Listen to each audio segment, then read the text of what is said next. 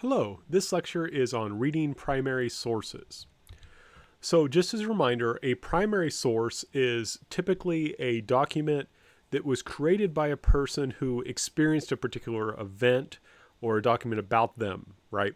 So the example I've given to you before, if John Snow, who did a lot of work on the causes of cholera, trying to show that was caused by basically by germs, a document, a letter written by him is a primary source. However, a secondary source would be something like a biography written about Jon Snow in the 21st century. All right, so I just want to clarify that, just to be clear. So some examples of primary sources that you might deal with. One could be letters.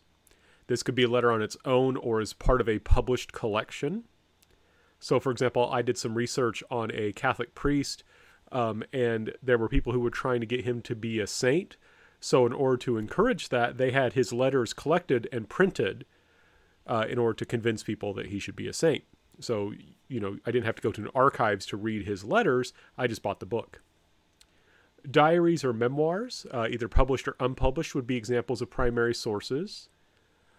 Government documents, for example, if you're looking at a 1945 government report about World War II, discussing World War II being written by soldiers or by government officials during that time period, that would be a primary source. Likewise, if you were to have like a civilian group, a civic group like a church or the Red Cross or something like that, and their documents that were, say, being produced during the time of the Great Influenza pandemic of 1918, that would be an example of a primary source. Like I say, if you're studying Jon Snow, an article he wrote would be a primary source. Recordings. So, for example, that Catholic priest I was looking at, Father Capon, not only did he leave letters, there's a recording of him giving a radio broadcast. That would be a primary source, right? It's actually him talking. Images of a person, especially if you're doing something on art history, would work. Newspapers are complex. So, for example, if you were using a newspaper article in 1945 it'd be 1944, about the Battle of the Bulge during World War II, that might be a secondary source because it's just what the press is reporting about the battle, not necessarily by anyone who was there. On the other hand, if we're studying the journalistic attitudes or home front attitudes about the Battle of the Bulge, then that would be more like a primary source. And of course, an op-ed, an editorial, would also be something like a primary source. So it's a little bit complicated. But these are examples of primary sources you're likely to look at. And one thing I want to stress, the heart of historical research and writing are primary sources. A lot of times, probably when you were in high school, you wrote papers that were basically just summaries of what other people had to say about historic people. And, you read a couple biographies on Lincoln and wrote a paper on Lincoln or something like that. But for a different level of historical writing, for what you should be doing in college, and of course what we as your professors do, we use primary sources to make arguments about the past and that try and help us to understand the past in new and better ways. So when you're working on papers, what's key to making a good paper, writing a good paper, is finding good primary sources, reading them closely, and taking good notes on them, right? If you can't find good primary sources, your paper is not going to be very interesting. It's not going to be very good. You can't make a good house out of bad bricks or rotten wood, right? You need to find good primary sources. Once you do that, you look at them really closely. You really understand them. I once had a student write like a 10-page paper based on 2 letters, and it was an amazingly good paper where she just focused on these 2 letters that weren't that long, but she really got into deep detail about the author and how he had changed between those 2 letters and how those 2 letters showed us how he had changed. And of course, you need to have good notes, as we talked about before in our note-taking lecture. But those are the kind of things you need to do to write a good paper. And in a good historical paper, you're using primary source evidence to support an argument about the past. You're arguing this is how we should see the past based on a particular question, right? A paper typically is your answer to a historical question, and your answer, in order to be taken seriously, to be truthful about the past, has to have primary source evidence. This is one reason why if you want a minor in law, that's actually something that's ministered in part through the history department. That's why a lot of people studying law want to study history, because making a court case based on evidence is very similar to what we historians do, right? A lawyer asks, did this person commit this crime? Well, here's the evidence. What does this evidence tell us? We have similar things. Did this person do this? Did this person discover this? Or, sometimes deeper question, how did middle-class women respond to the pandemic of 1918 of flu? Right? You gather your evidence and you make an argument saying women respond in this way. Here's my proof. One thing I want to stress when you're looking at primary sources, I want to go back to that example of the student who wrote a wonderful paper based on 2 letters. It's important to be intensive, not extensive. One thing that's really dangerous that people try and do is they try and do projects that are too big. They try and take on too much work, and then they end up being overwhelmed, not doing anything. You want to be very, very intensive in your research, but not necessarily extensive. That student only had to read a couple letters, and she only read them and she did have to read them several times, but they're just letters. They're not terribly long, but she read them so intensively that she really understood them. And based on that understanding, wrote a fantastic paper.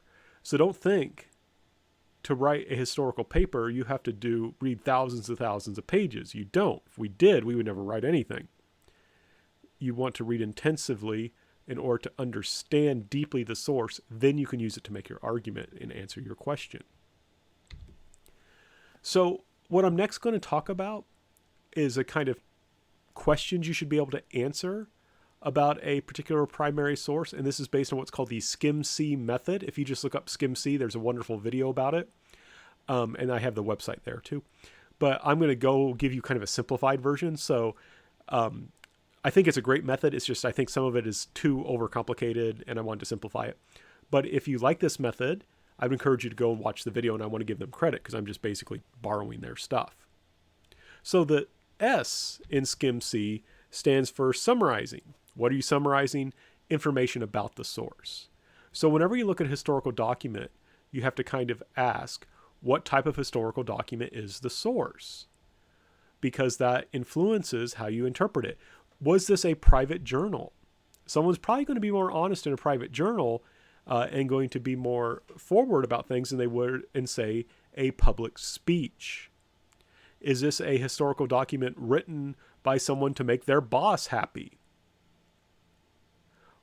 Right? So those are things to kind of ask. What type of historical document is the source?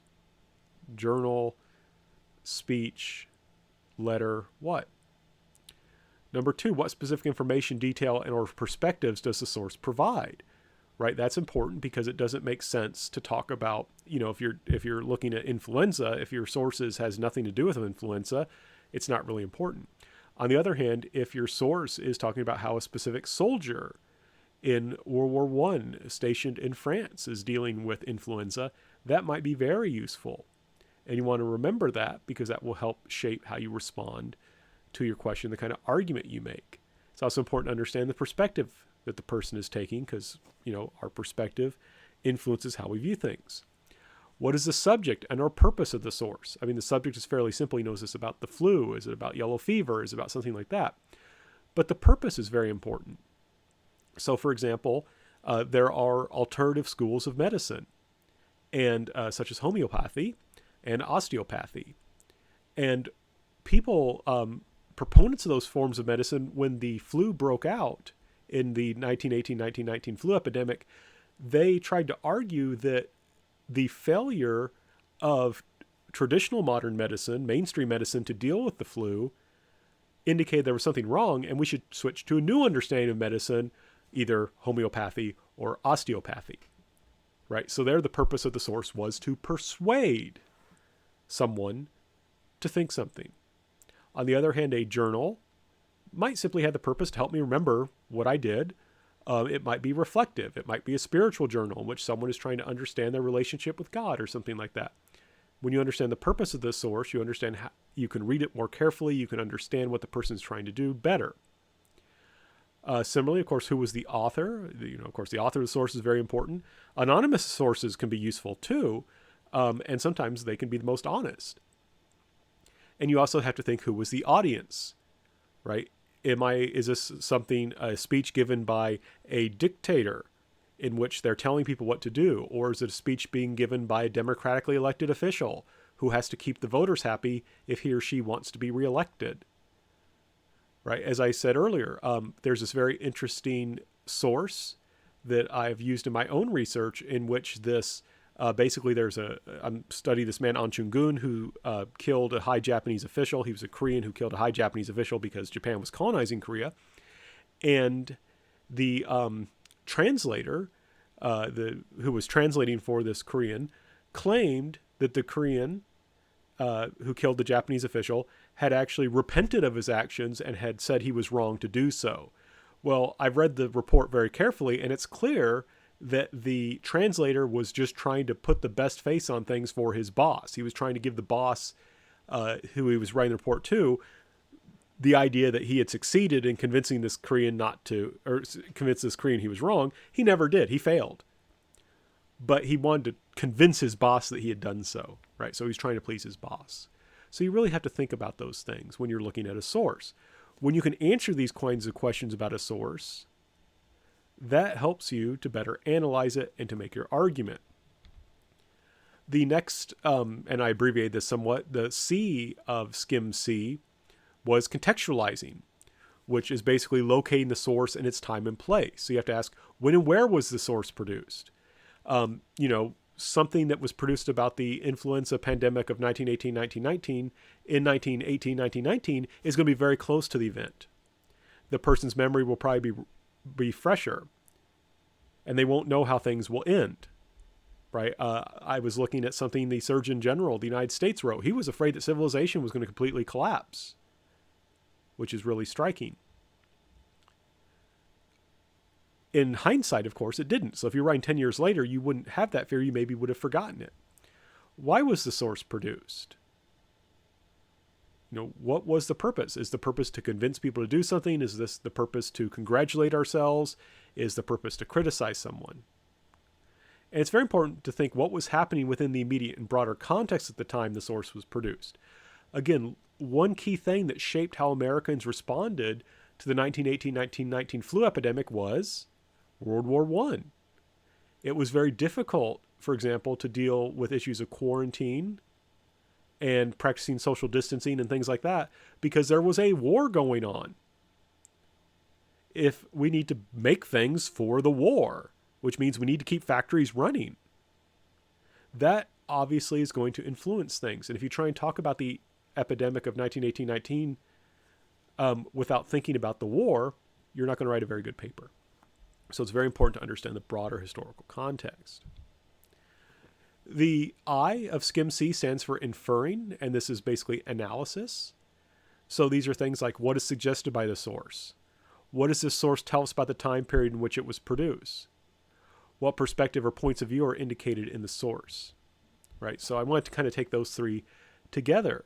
So, for example, let's say that I'm interested in how did housewives, homemakers respond to the pandemic of 1918-1919, right? In what different ways did they respond? What did this tell us about family practices?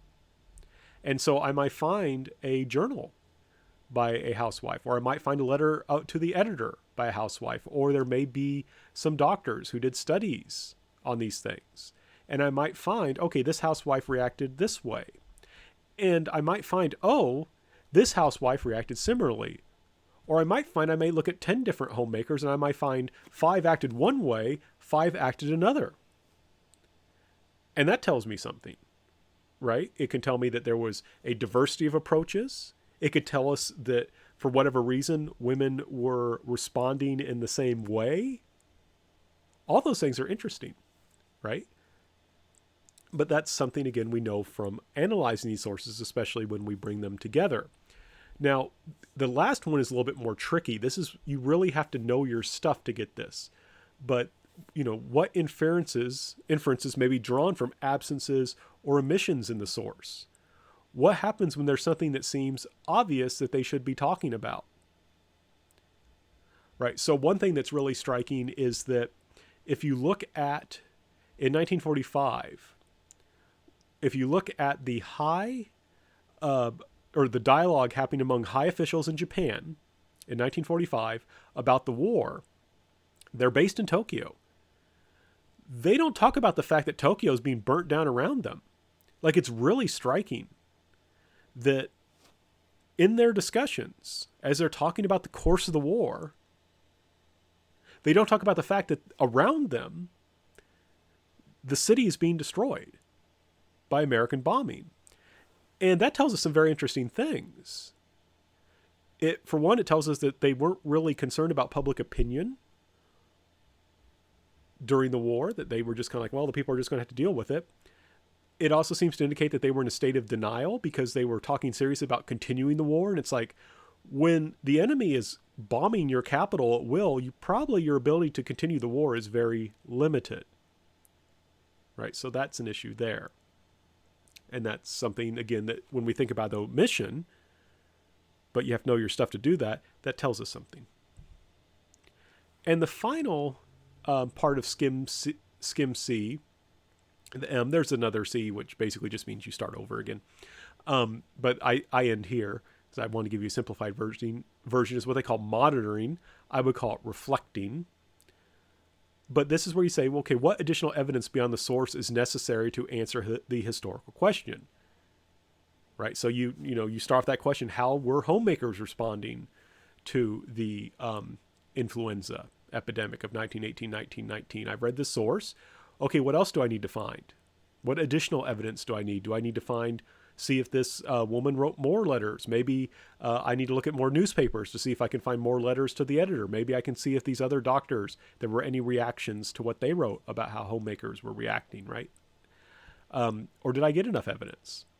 But also, this is sometimes where we need more secondary sources. There might be an interesting doctor, or you may find out that there was this thing called the Homemakers Association, and maybe this association had a magazine or a journal, and you're like, okay, now I need to look at that, because that's maybe why women were reacting in similar ways, because they were following the advice of this very powerful association.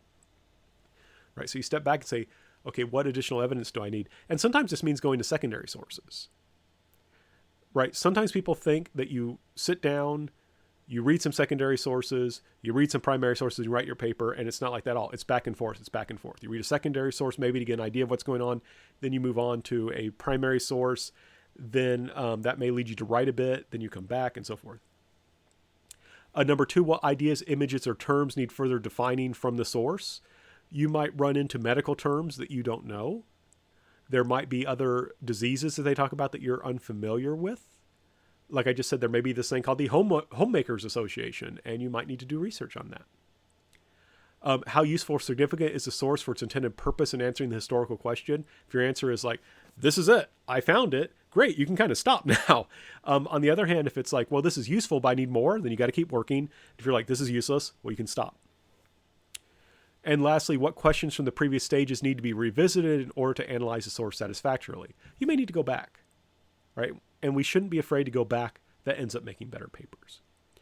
But with this, hopefully this will give you an idea about how to analyze primary sources. I think students are often afraid to deal with primary sources. I know I sometimes was, because I was just afraid that I would kind of mess it up. But that's the point of studying. You study, you do work, you make mistakes, you learn how to do things better. With all that being said, good luck.